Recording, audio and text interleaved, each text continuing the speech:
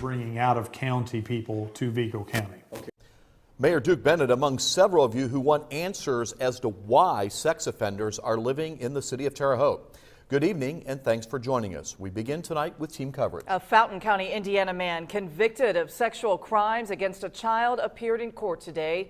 He's accused of committing the same type of crime again at a local motel. Our News 10 team has been out searching for the facts. News 10's Jacqueline Beavis was in the courtroom with the latest on the case against Timothy Blazier.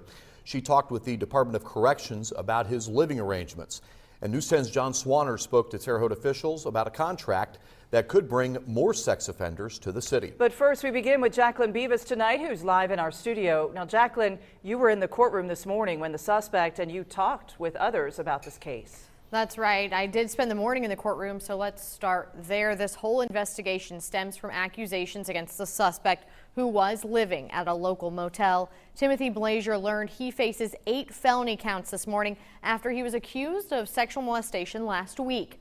Police say he took a 5-year-old into his motel room, removed some of her clothing, and exposed himself. Blazier was being actively monitored by the Indiana Department of Corrections as a parolee. He was also living at the Econo Lodge in Terre Haute, but the DOC was not assisting with rent at that motel. The department did do that for other sex offenders at the Terre Haute Econo Lodge until just recently.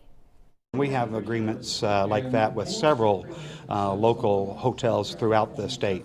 We will be finding other locations for those DOC assist offenders. This is a tough population to manage, and this offender, this parolee, was being managed correctly.